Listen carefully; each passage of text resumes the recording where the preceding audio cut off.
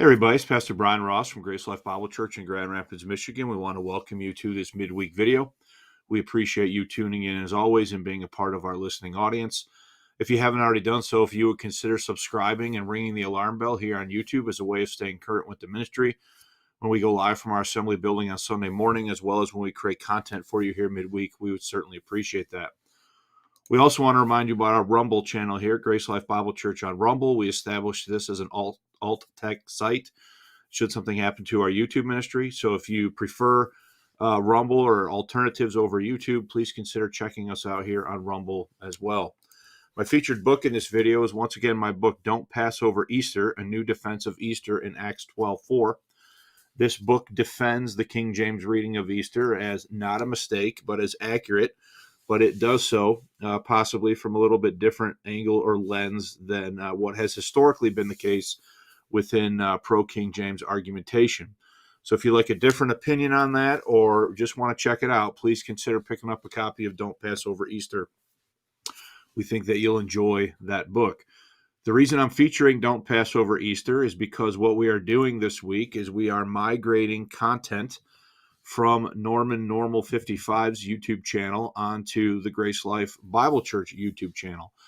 I originally taught the content for Don't Pass Over Easter in a 3-part series in the adult Sunday school class at Grace Life Bible Church in 2017 in the lead up to Easter that year. So we are taking the information and putting it on our YouTube channel and recording these previews featuring the book and encouraging people to check that out. The book, again, the content for the book was seeded by these 3 messages that was then edited and refined into what became the book. In part 3 of this series, I cover the scriptural exposition of Acts 12:4, as well as offer some concluding thoughts about the greater controversy and what I think is going on with the traditional King James only defense, as well as some of the critiques of the King James Bible in that reading. And so you're definitely going to want to check that out. So again, the video in this is a little bit dated. It's from 2017. I think it's definitely better than part 2. Part 2 had a technical snafu that we were able to sort of salvage. This one I think is cleaner and better, and none of it should distract you from being able to check out the content here. So please give this a listen. Appreciate you tuning in. And we're going to flip it over now to the 2017 recording of part 3 of Don't Pass Over Easter. Thanks for your attention, and I hope you enjoy the lesson. Study because we had a technical problem and didn't get it adequately recorded as far as sound is concerned. So that's kind of why we're trying to readjust after having done that. So I appreciate your patience. We do need to get rolling though because I got a lot of material. So you should have in front of you a set of notes for Acts 12:4, Don't Pass Over Easter, Why Everything You Thought You Knew Was Wrong, Part 3. Okay? So, introduction. 2 weeks ago, we began an investigation into whether or not Easter is an accurate translation of the Greek word Pascha in Acts 12:4 in the King James Bible. In each of the first 2 lessons, we noted that critics of the King James in general, and King James onlyism specifically, have sought to use Acts 12:4 as a case in point to prove that the King James Bible is not inerrant. It is alleged by some that Easter is a mistranslation of the Greek word Pascha, and therefore constitutes an error in the King James Bible. In addition, we have noted that defenders of the inerrancy of the King James Bible sought to answer these critics and have put forth arguments defending why they believe Easter is not a mistake in Acts 12:4. So we've been looking at the following points, okay? In the first study, we looked at the first 3. We saw factual considerations about why the controversy, King James only defense of Easter in Acts 12, and then is Easter exclusively pagan? We covered those 2 points in lesson 1. In lesson 2, we spent the entire lesson looking at Easter in the English Bible, a brief look at the history of translation, and then the 5th point we need to cover today, which is a scriptural exposition of Acts 12:4. Okay? So, now only point 5 remains to be considered. Before expounding upon point 5, a review of the highlights from lessons 1 and 2 is in order. In summation, we observe the following in the first 2 lessons. Number 1, the English word Easter is not related to the Semitic goddesses Ishtar and Astarte. This is a false etymological connection first made by Alexander Hislop in his 1853 book, The Two Babylons. And again, that's Hislop's book right here from 1853. He is the first one to make that allegation. Okay? Second, etymologically, Easter means dawn and originated with the Anglo-Saxon word ostre. Third, Easter was used by Anglo-Saxon Christians to refer to the morning of Christ's resurrection as dawn par excellence. 4. A form of Easter was used 26 times in the West Saxon Gospels of 990 and 1175 to refer to the Jewish feast day. We proved that to you last Sunday. Okay? 5. The Middle English Dictionary confirms that Easter was used during the 14th and 15th centuries, some 200 years before Tyndale coined the term Passover in 1530 to refer to the Jewish Passover. 6. William Tyndale translated Pascha as some form of Easter 26 times in his 1526 New Testament. This disproves the erroneous notion that Pascha never means Easter in English. In summation, in English, the Jewish feast day of Passover was known as Easter before the word Passover was even invented. Once coined in 1530, so I'm on point, 7 now, I think?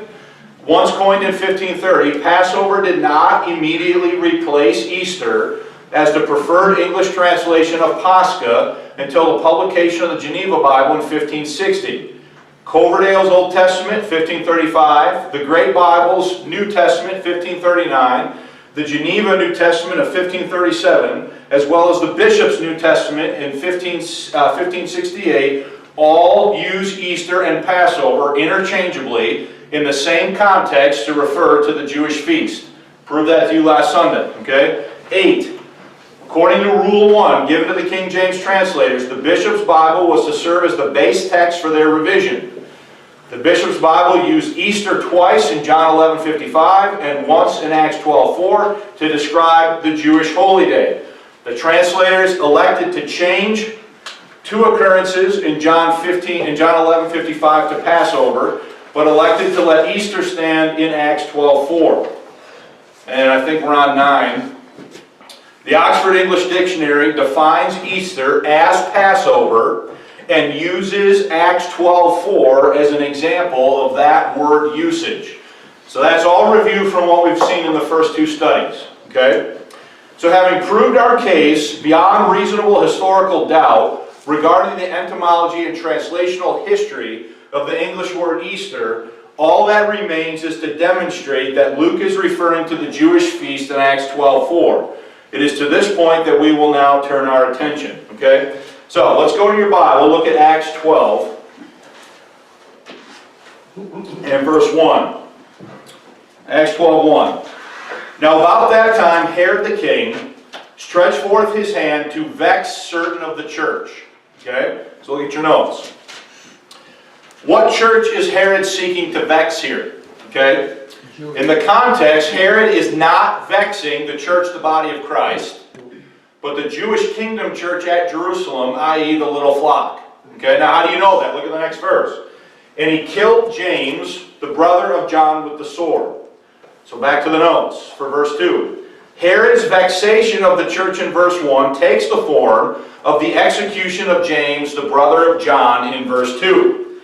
James was one of the 12 apostles chosen by Christ during his earthly ministry. Hold your hand there and go over to Matthew chapter 4. So in seeking to vex the church, he's going to kill James with the sword. James is explicitly identified in verse 2 as the brother of John.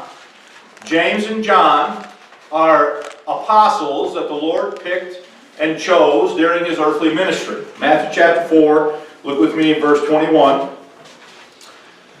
It says, and going from thence he saw other 2 brethren, James the son of Zebedee and John his brother, in a ship with Zebedee their father, mending their nets, and called them. And immediately they left the ship and their father, and what?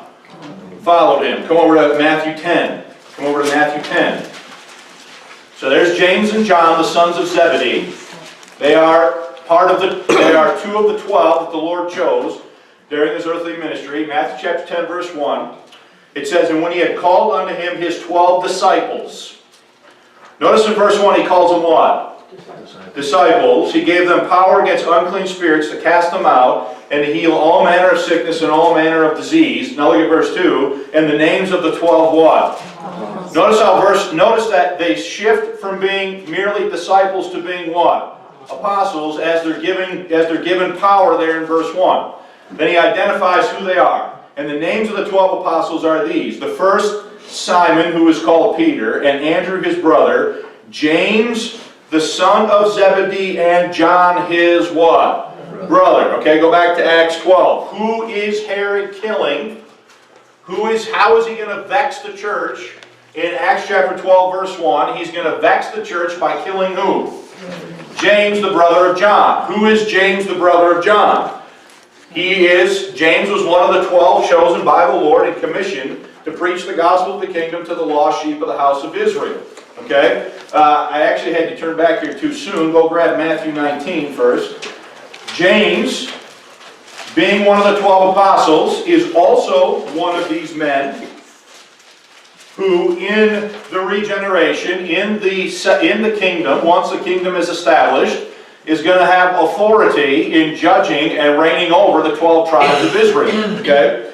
Look with me at Matthew chapter 19, verse 27, it said, Then Peter answered and said unto him, Behold, we have forsaken all and followed thee. What shall we have therefore? And Jesus said unto them, that's the 12 that he's talking to in the context, Verily I say unto you, that ye which have followed me in the regeneration, when the Son of Man shall sit on the throne of his glory, ye also shall sit upon how many thrones? 12, judging who? Okay, well, who's he talking to there? He's talking to the 12 apostles, right? Who was one of those 12 apostles? James, the son of who? Zebedee, the brother of John. Okay, go back to Acts 12. So as an apostle to the little flock, James was promised by Christ that he would sit on a throne in the kingdom and judge Israel. So the context of Acts 12 is referring to some things that are happening in Jerusalem as they pertain to that little flock, that Jewish kingdom church that was established there. Now, so verse 1, Now about that time Herod the king stretched forth his hands to vex certain of the church, and he killed James, the brother of John, with the sword. Now look at verse 3. And because he saw it pleased the Jews. Okay, so the death of James makes who happy? Jews. The Jews. The leadership, probably. The leadership of what nation? Israel. Israel. So, now because he saw it pleased the Jews. So, Herod observes that his execution of James makes who happy? The Jews. So when he observes that, he is then going to move to take who? Peter. Look at the rest of verse 3. And because he saw it pleased the Jews, he proceeded further to take Peter what? Also. And then you have in parentheses, then were the days of what? Unleavened bread. So let's go back to the notes. For verse 3. When Herod saw that the death of James in verse 1 pleased the Jews, i.e. the apostate religious leadership of Israel, he proceeded to arrest Peter also. The leadership of Israel had long been plotting how they might punish the little flock and its leadership. Come back to Acts 4.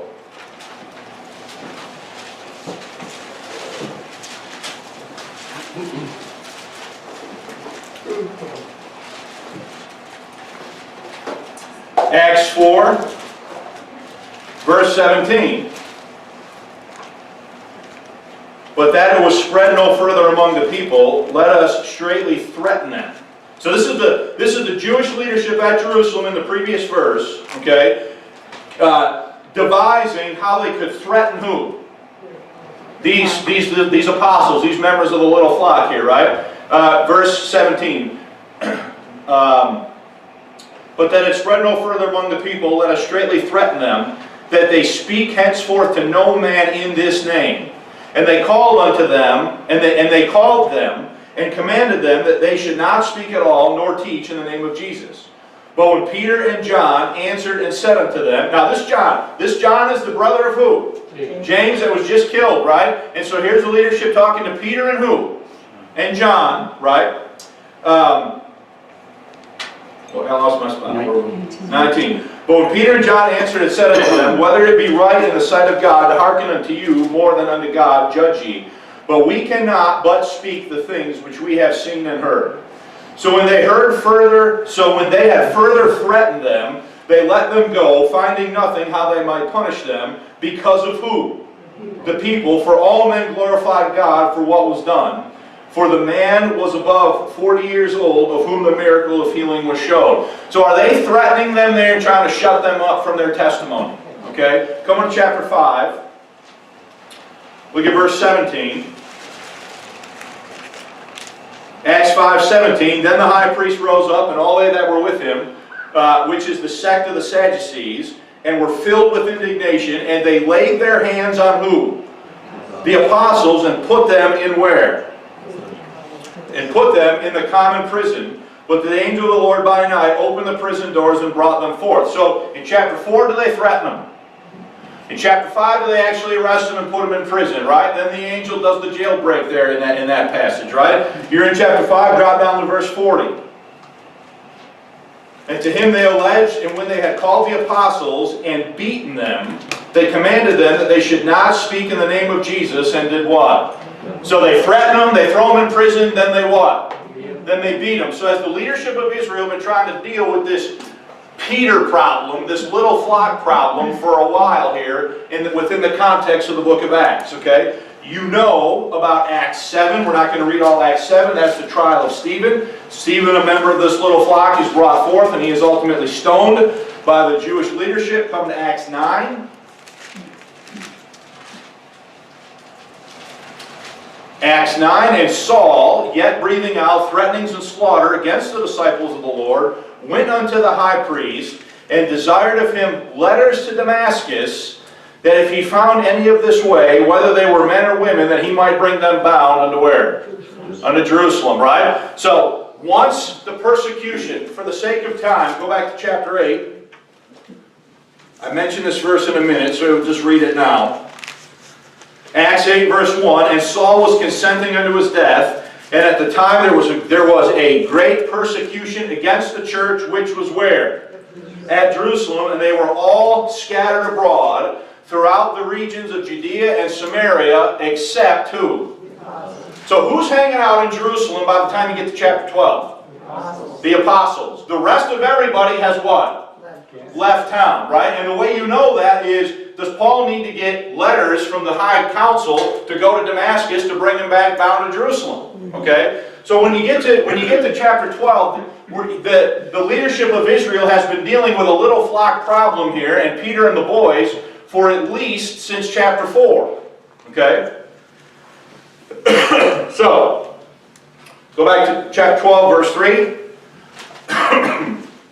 And because he saw it pleased the Jews, he proceeded further to take Peter. Then were the days of unleavened bread. So, the Jews were pleased with Herod's action in arresting Peter because they had been endeavoring to take care of their little flock problem for some time. Luke is very clear in verse 3 about when Herod arrested Peter. The parenthesis tells us that it was during the days of what? Unleavened bread. Okay, now go to verse 4. And when he had apprehended him, that is Herod apprehending who? Peter. And when he had apprehended him, he put him in prison and delivered him to 4 quaternions of soldiers to keep him, intending after Easter to bring him forth to who? The people. Okay? So Herod apprehends Peter in verse 4 to please the Jews in verse 3. And he kept him in prison, intending after Easter to bring him forth to the people. What people? What people is he trying to please? He's trying to please the Jewish leadership in verse 3. Okay? So, the people that he's trying to please are the Jews in verse 3, who were happy that Peter had been what? Arrested. Is everybody following what's going on here? Okay? So, mark well. Please, mark well that these verses say nothing about Herod keeping or observing anything. No.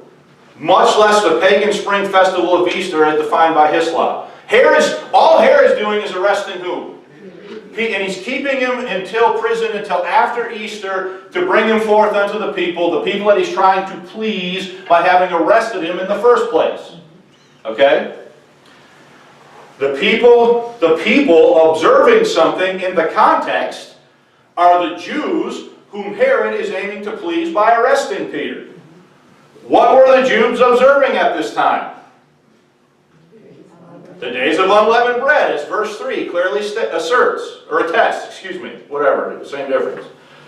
The most natural reading of these verses is that Herod elected to hold Peter until after the conclusion of the feast that the Jews were what?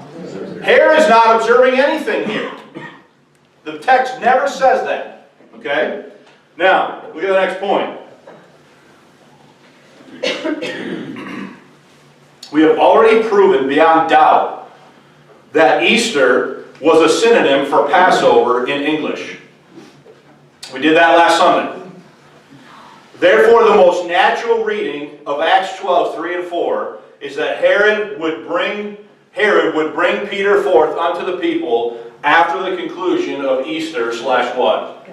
Passover. Okay?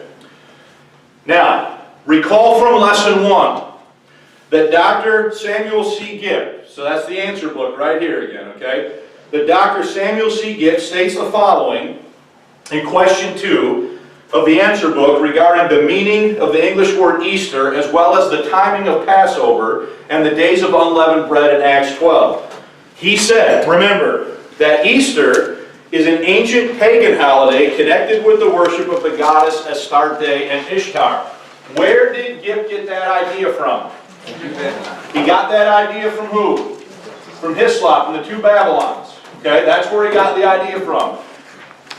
Look at top page 4. Second, Gibb said that Passover occurred on the 14th of the month, and that no event after the 14th is ever referred to as Passover. So I have this line.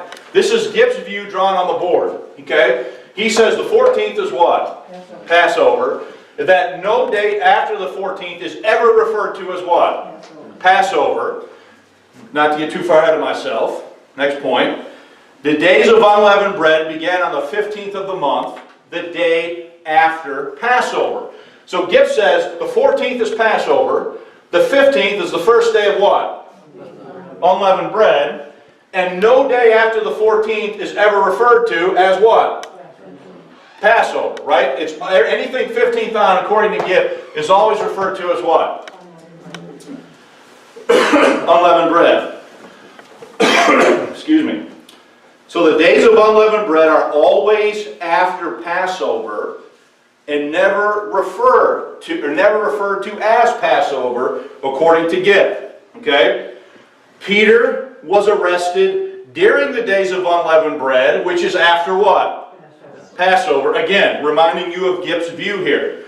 Therefore, Herod could not possibly have been referring to Passover in Acts 12:4. The next Passover was a year what? Away. So, understand the construct. So, in Gibb's mind, what day is Passover? 14. That's the only day that's ever referred to as Passover, right? So, if Herod arrests Peter in verse 3 during the days of unleavened bread, then when's the next Passover? Come around the whole calendar year. Right?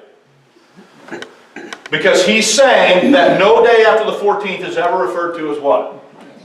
Passover. Okay? So therefore, okay, I already said that, Herod was a pagan Roman who worshipped the Queen of Heaven and had no reason to keep the Jewish Passover.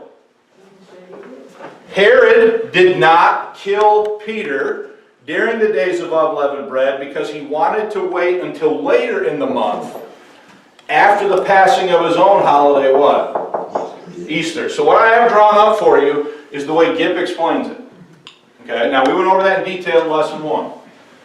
So, per Gibb, Luke could not have been referring to the Jewish Passover in Luke 12:4 because Peter was arrested during the days of unleavened bread, which were after Passover, from the 15th till the 21st. Do you mean Acts? What did I say? Acts. That should say Acts, yes. Acts 24, yeah. Let me read that again. That's a pretty important point. So, per Dr. Gibb, Luke could not have been referring to the Jewish Passover in Acts 12:4, because Peter was arrested during the days of unleavened bread, which was after Passover, from the 15th to the 21st. According to Dr. Gibb, no day after the 14th is ever referred to as what? Passover. Now, we don't have time to stop for questions now, but I just needed some affirmation that you're at least following what Gibb is saying here. Nodding of the head, a thumbs up, oh, that a boy, keep going, preaching, brother. Anything like that. Give it to him, man. Okay. So, at no point in his discussion of Easter in Acts 12:4 did Gibb make mention of Ezekiel 45:21, Matthew 26:17 through 18, and Luke 22:1 in terms of how these verses include / connect the days of unleavened bread with Passover. Now understand, has Gibb inextricably separated Passover from the days of unleavened bread? Yep. Okay? And he doesn't mention the 3 verses that we're going to look at next. Okay? Because he says that no day after the 14th is ever referred to as what? Passover. He says Peter's arrested during the days of unleavened bread, so the next Passover is what? A year away. So everybody's with all that, right? So look at, I gave you these verses for the sake of time. Ezekiel 45:21. Okay? In the first month, in the 14th day of the month, what would that be? Okay? In the 14th day of the month, ye shall have the Passover. A feast of what? 7 days, unleavened bread shall be what? Uh-oh. What did Ezekiel 45 just do? It connected all of this and called the whole thing what? Feast. The feast. The Passover what? Feast. Ezekiel just connected the 14th with the entire days of unleavened bread and called it what? Passover. Okay? Gibb does not mention this verse. You think that's a relevant point? Yeah. Okay? So look at my comment under the verse. This verse clearly states that Passover was a feast of 7 days that began on the 14th of the month, during which unleavened bread was what? Eaten. Okay? This one's Matthew 26:17, verse 17 and 18. Now look at this, verse 17. Now the first day of the feast of unleavened bread, the disciples came to Jesus, saying unto him, Where wilt thou that we prepare for thee to eat the what? Wait a minute. They asked, hey, it's the first day of unleavened bread, are we going to eat what? The Passover. And Jesus said, wait a minute here, guys, you're wrong. Only the 14th is the Passover. Unleavened bread is the 15th through the 21st, right? We didn't say that. Verse 18. And he said, Go into the city to such a man, and say unto him, The master saith, My time is at hand, I will keep what? So Jesus is going to keep the Passover on the first day of what? Unleavened bread. Is that a problem for Gibb? Yeah. Okay. Now, so here's my commentary on that. In verse 17, the apostles approached Jesus about eating the Passover on the first day of the Feast of Unleavened Bread. According to Gibb's exposition in the answer book, this practice on the part of the apostles runs contrary to Old Testament practice. Adding insult to injury, Jesus does not rebuke or correct the apostles' false chronology, but agrees to eat the Passover with the disciples on the first day of the Feast of Unleavened Bread in verse 18. By doing so, Christ is violating the Old Testament, that should say Scriptures. Christ is violating the Old Testament Scriptures according to Gibb's explanation. If Gibb's explanation is correct, then is Jesus violating the distinction that he's established here? Because he's eating Passover on the first day of what? Unleavened bread, and these two things are never what? Never the same, according to the way Gipp explained it. Okay? Furthermore, why does Gipp not mention this connection between Passover and the days of unleavened bread in Matthew 17 and 18 when he is clearly aware of the passage, as we will demonstrate shortly? The cheese gets a lot more binding for Gipp, because I'm going to demonstrate to you shortly that he knows these two verses are there, and he uses them to make a different point later on in his exposition. But he says nothing about the connection between Passover and the days of unleavened bread. The third verse is Luke 22:1. Now the feast of unleavened bread drew nigh, which is called what? The Passover. Hello. Okay? So Luke, the same person that wrote Acts 12:4, explicitly states in Luke 22:1 that the Feast of Unleavened Bread was called what? In Luke's mind, this whole thing is called what? Passover. Passover. Is everybody with that? Yep. So, these verses explain why Luke included the parentheses about the days of unleavened bread at the end of Acts 12:3, i.e. to help the reader identify the timing of Peter's arrest by Herod. As the second part of a two-part treatise addressed to Theophilus, the connection between Luke 22:1 and Luke 12:3-4 would have been clear to Theophilus. Luke is clearly reporting that Peter was arrested by Herod during the Jewish Paschal or Passover week as identified by Ezekiel 45:21, Matthew 26:17-18, and Luke chapter 22 verse 1. Because he sought to please who? The Jews in Acts 12:3. Herod elected to hold Peter until after the Passover or Easter, when properly defined, before bringing him forth to who? To the people. Last week, I handed out this chart. This is just an aside point that I find absolutely fascinating. I gave you the Old Testament. You will notice that the last place that Easter in the Old Testament remained Easter before it was changed to Passover was Ezekiel 45:21. Isn't that interesting? Because Ezekiel 45:21 clearly establishes that Passover and unleavened bread were used to refer to the same one. To the same feast. Okay? Now, in summation, the context of Acts 12 is thoroughly Jewish, and the English word Easter has a long history of being used as a reference to the Jewish feast. The King James translators use Easter in Acts 12:4 to refer to the Jewish feast. This is the simplest, most biblical, and most charitable answer to the alleged controversy. When they say Easter, they are referring to what? Passover. Now, again, the Oxford English Dictionary confirms this by providing Acts 12:4 from the King James Bible as an example of the second definition of Easter equaling the Passover in English. And again, I've given you the appendix again for your edification. So, Easter in Acts 12:4, the King James Bible, means Passover. The King James Bible is not in error with this rendering, nor is it a mistranslation of the Greek word Pascha.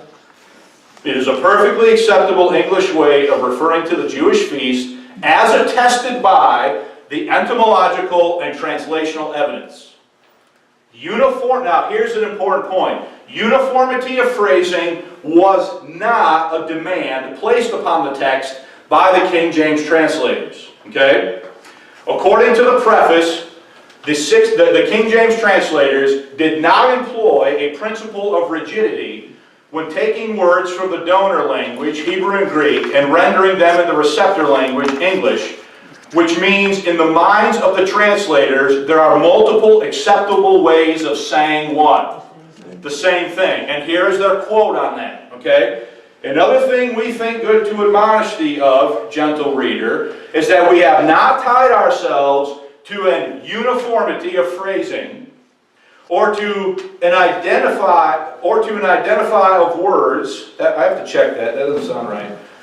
And as some peradventure would wish we had done. Do they know that what they did is going to make some people mad? Did they do it anyway? Okay, why did they do it?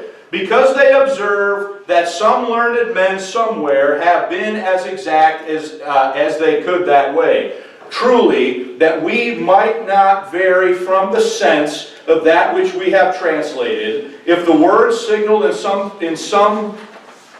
the same in both places, for there be words that be not the same sense everywhere, they say, we were especially careful and made a conscience according to our duty, but that we should express the same notion in the same particular word, as for example, if we translate the Hebrew or Greek word as one's purpose, never to call it intent, or if one were journeying, never traveling, or if one were think, never suppose, or if one were pain, never ache, if one were joy, never gladness, if one were Passover, never Easter.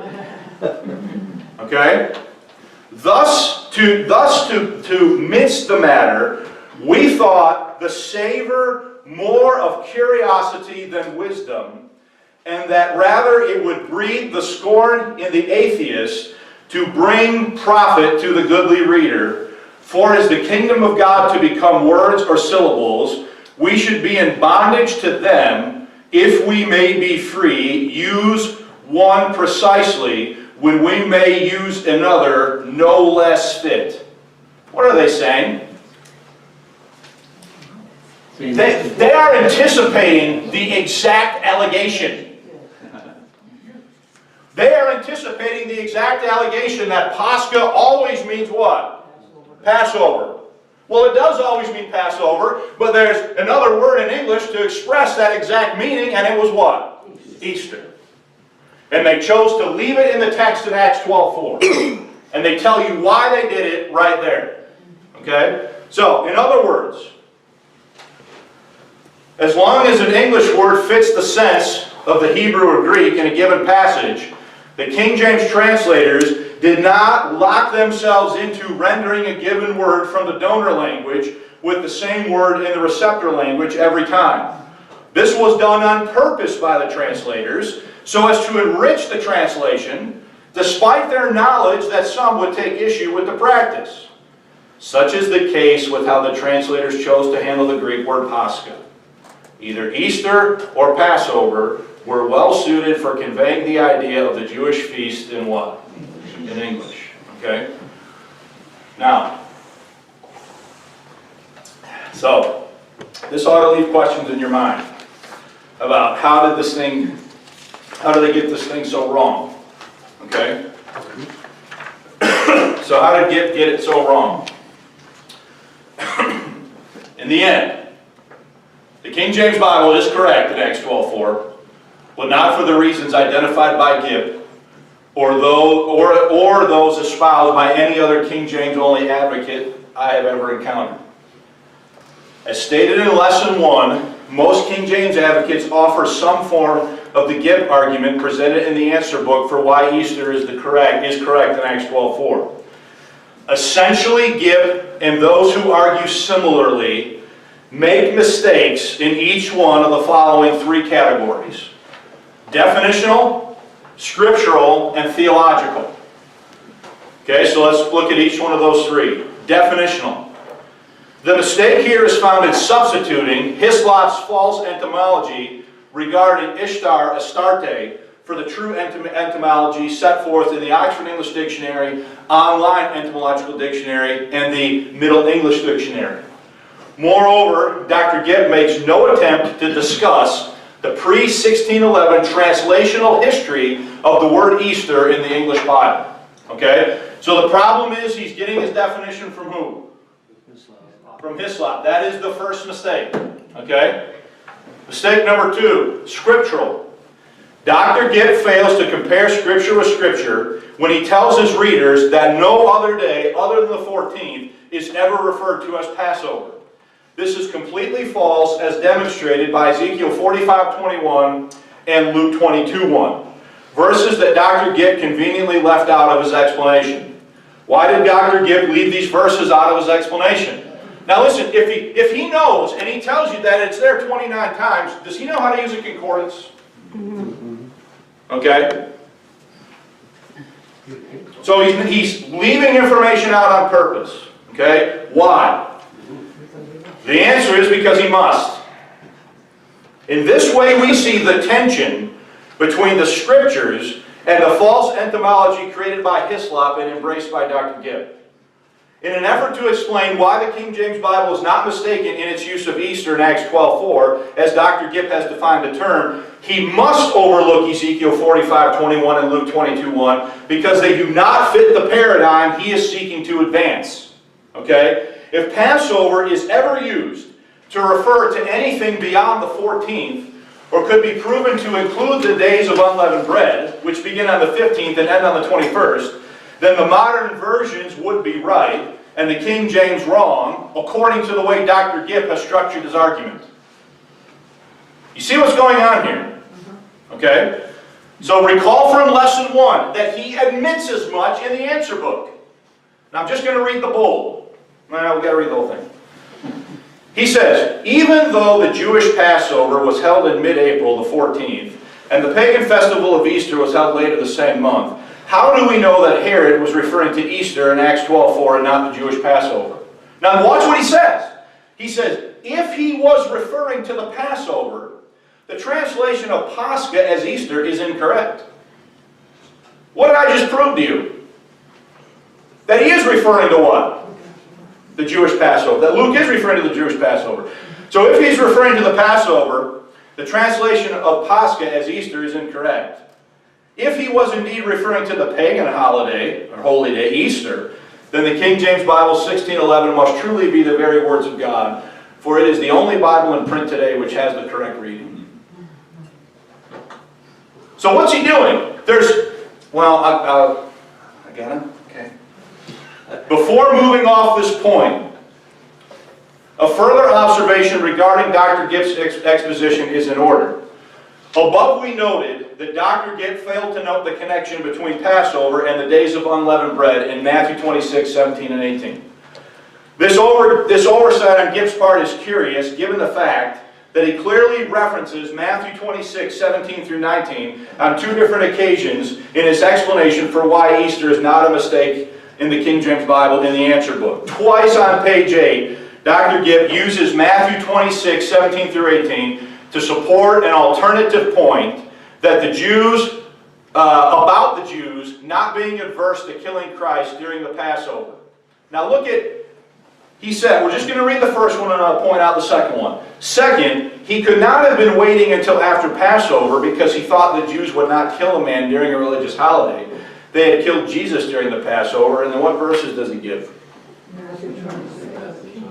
He gives you 2 verses that inextricably that connect Passover with what? So in the very point he's trying to make, he's giving you verses that contradict his point. Okay? Now you can see the other one there later on down. I want to go to the next point for the sake of time. From this we observe that Dr. Gibb referenced a passage, Matthew 26, 17 through 18, that contradicts the point he is endeavoring to make in the very paragraph in which he referenced it. Therefore we conclude that Dr. Gibb knows how to use a concordance and was very aware of verses such as Ezekiel 45:21, Matthew 26, 17 through 18, and Luke 22:1, but chose to ignore them in his exposition because they did not fit the doctrinal paradigm he was seeking to advance. So there's a definitional problem, there's a scriptural problem. Okay? Third is a theological problem. Dr. Gibb's exposition is theologically confused. At one point, he offers the following reason for why Herod could not have waited until after Passover to release Peter. He says on page 8, Peter was no longer considered a Jew. He had repudiated Judaism. The Jews would have no reason to be upset by Herod's actions. Really? Is this a dispensationally accurate statement? No. Had Peter, the leader of the little flock, repudiated Judaism? Okay. Did we not observe above that Peter and the other apostles were laboring during the early Acts period to save their kinsmen according to the flesh? It was Peter and the apostles who stayed in Jerusalem when the persecution broke out following the death of Stephen. Acts 8:1, we read that earlier. The bottom line here is this. Gift's assessment of what is going on in Acts 12 is based at least in part on a faulty dispensational theology. Peter agrees to limit his ministry at the Jerusalem Council in Acts 15 to the circumcision, after Gift says that Peter had repudiated Judaism as of Acts 12. Folks, I'm sorry, okay? No mid-Acts Pauline dispensationalist has any can repeat Gift's explanation in any way, shape, manner, or form and have any credibility. Because it is completely wrong. It's completely wrong. It's wrong in its definitions, it's wrong in its scriptural approach, it's wrong in its theological approach. Okay? Gift is showing you where he is coming from here in his exposition. Okay? So, in this way, wait a minute, where am I at? Am I on furthermore? Furthermore, in the context of Acts 12, the Jews had not asked Peter to do anything. The Jews had not asked Herod to do anything with respect to Peter. Herod did that on his own when he saw how happy they were at his actions toward James in verse 1. The circumstances were completely different in Acts 12 than they were in Matthew 26 when the Jews demanded the execution of Jesus. Rather than create a scene by executing Peter during the Jewish feast of unleavened bread / Passover, Herod elected to wait until after the Paschal week was over. Why? Because he would have upset the very people that he was trying to what? Please. Hello. In this way, we see that a matrix of poor definitional, scriptural, and theological thinking caused Gift to misidentify the events, should say Acts 12:4, or Acts 12. Okay? Again, just cruising through this. Again, we don't have time to stop for questions, but does everybody understand the fundamental things here that I'm pointing out here? Yeah. Okay?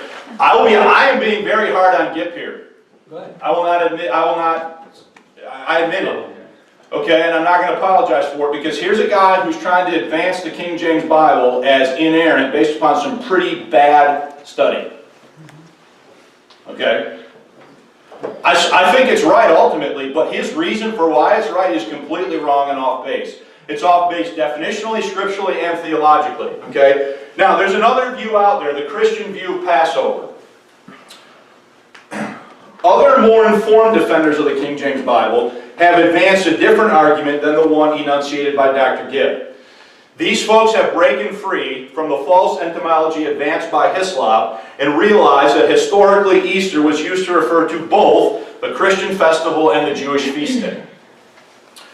These believers therefore reject the traditional King James Version only defense of Easter in Acts 12:4 on pagan grounds, and instead argue that Luke was referencing a Christian celebration as opposed to a pagan or Jewish one. The King James Bible Today article, Easter Passover in Acts 12:4, is emblematic of this approach, as is the YouTube video titled, Why We Should Not Pass Over Easter. No, I got my title before I saw this video. Okay? So I thought of it before I saw that, and then I'm like, ooh, that's pretty similar. But anyway, this position is justified on the grounds that the King James translators rendered Pascha as Easter only one time in Acts 12:4 after the resurrection. In contrast, before the resurrection, or in clear references to the Jewish feast, as in 1 Corinthians 5:7 and Hebrews 11:28, the translators used Passover exclusively. Therefore, those holding this view maintain that the King James translators reserved Passover for references to maintain that the King James translators reserve Passover for references to the Jewish holy day and confine Easter to the post-resurrection Christian festival. It is believed by those holding this view that this practice on the part of the King James translators served to settle the use of this terminology for the English language. In other words, from 1611 onward, Passover would be confined to meaning and usage to the Jewish festival, whereas Easter would apply exclusively to the Christian commemoration of the resurrection. There's probably a little bit of truth in that, and that did happen that way over time. I don't think, though, that that's what the translators were attempting to do when they were doing their work. Okay? So, while this view is an improvement over the pagan view advanced by Dr. Gipp and others, it still falls short for the following reasons. First, it ignores the clear Jewish context of Acts 12 outlined above. Third, it does not take into account the clear cross references connecting the days of unleavened bread with the Jewish Passover. Second. That was second. What did I say? You missed second. Okay, I'm on three. Third, it makes the dispensational assumption that Peter, James, and John and their followers in Jerusalem were automatically Christians after the resurrection, in the sense that they were no longer following the Mosaic law or Israel's holy days outlined therein. Fourth, the producer of the YouTube video, Why We Should Not Pass Over Easter, quotes the Oxford English Dictionary at the end of his video to prove that Easter could refer to the Jewish Passover, but then fails to mention that Acts 12:4 is used in the very same dictionary as an example of the Jewish Passover. Okay? So given the totality of the evidence, the conclusion that Easter in Acts 12:4 is a reference to the Jewish feast of Passover is the soundest conclusion that one can arrive at. Okay? Now, my final thoughts. And I have 8 minutes. Final thoughts. While we have been very critical of Dr. Gipp in these lessons, we cannot let James R. White off the hook either. Recall from lesson 1 that White accepted the notion that Easter was pagan in origin and used it to argue that Easter was a mistranslation of Pascha in Acts 12:4. If Dr. White had adequately done his homework, he would have known that etymologically Easter was a perfectly acceptable way of rendering or of referring to the Jewish Passover. Moreover, he would have observed the long history of translating the Greek word Pascha as Easter in English prior to 1611. These observations regarding the suspect scholarship of Dr. White on this point highlight an important overall takeaway. The anti-King James / modern version side of the textual version debate does not have the market cornered in terms of scholarship, as many have falsely assumed. Both sides have fallen prey to the notion that preservation requires verbatim identicality of wording, which has led them to advance unscriptural notions regarding the doctrine of preservation. One side confines inspiration and inerrancy to the non-existent original autographs as a means of accounting for variant readings. Meanwhile, the other side ignores the existence of variant readings and insists upon perfect or verbatim preservation by faith for faith's sake. In this way, the debate regarding Easter in Acts 12:4 is a microcosm of the greater textual version debate. King James only advocates, such as Dr. Gipp, claim that the King James Bible is inerrant. This invites modern version advocates, such as Dr. White, to prove that the King James Version is not inerrant. Thus, we have the current controversy regarding Easter in Acts 12:4 in the King James Bible. As soon as a King James advocate says it's perfect, then that just is going to elicit people to say, no it's not, look here, here, here, and here.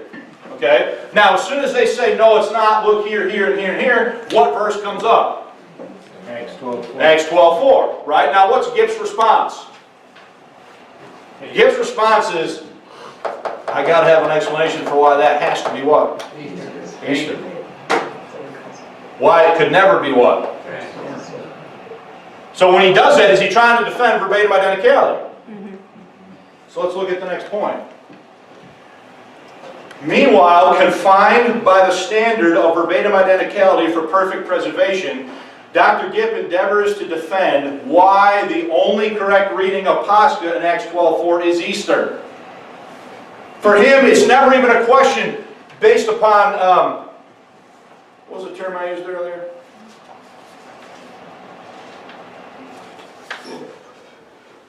Hang on.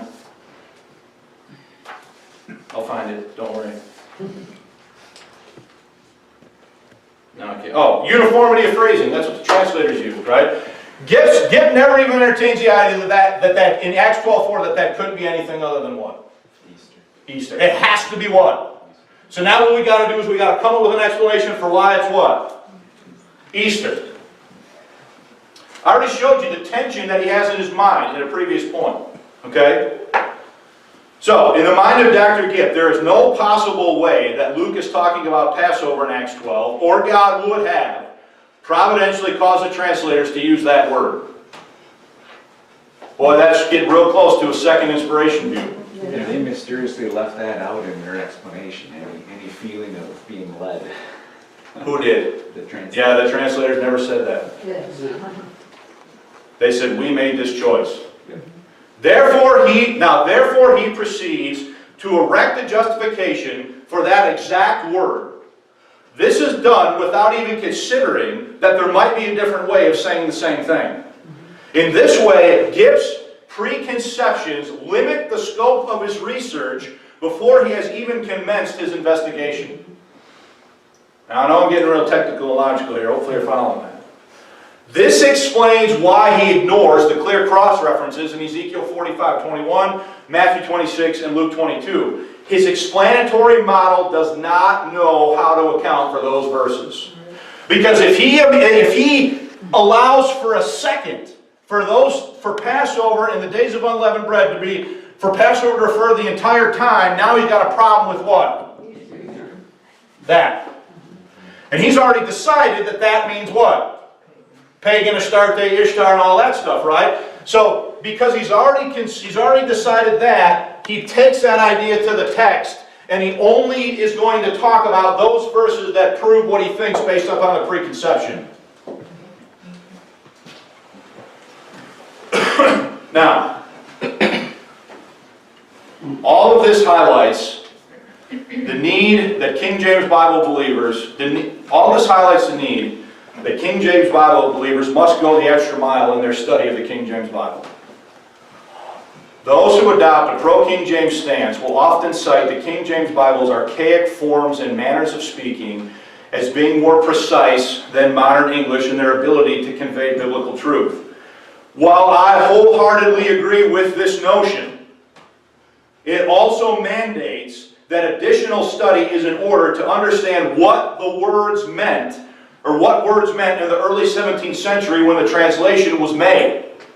Too often, King James advocates ascribe modern usage and meaning to words that did not necessarily mean the same thing in the early 17th century. Is everybody following that? Okay? This study of Easter stands out as a case in point.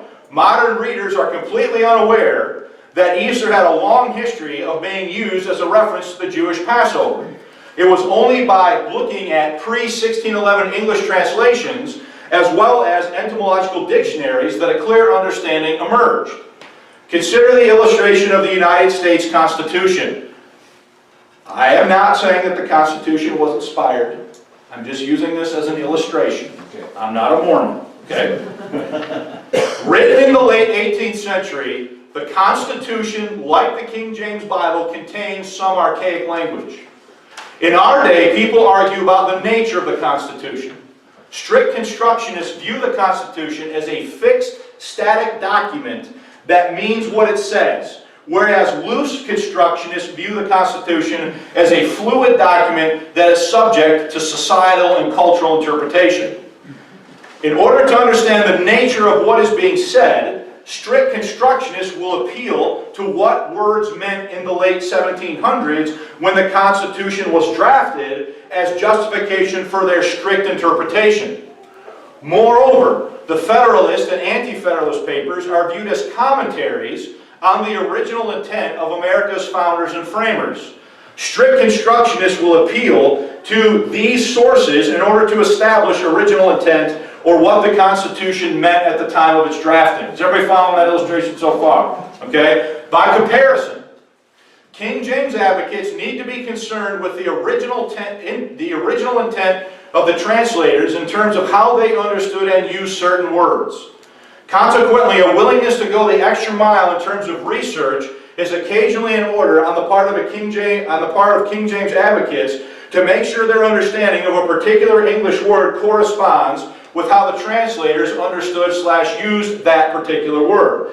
Just as the Federalist and Anti-Federalist papers, in addition to dictionaries from the time period, aid in establishing the original intent of the Constitution, entomological and early 17th century dictionaries, as well as pre-1611 English translations of the Textus Receptus, aid in establishing the meaning of English words in the early 1600s.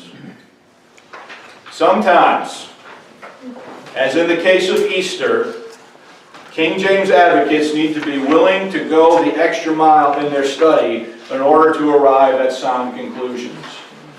We are right on the meter. We didn't do it. So next Sunday, we will not have class. We're going to have our Easter breakfast. We're going to have here at the church. The men will come and cook breakfast, and everyone is invited.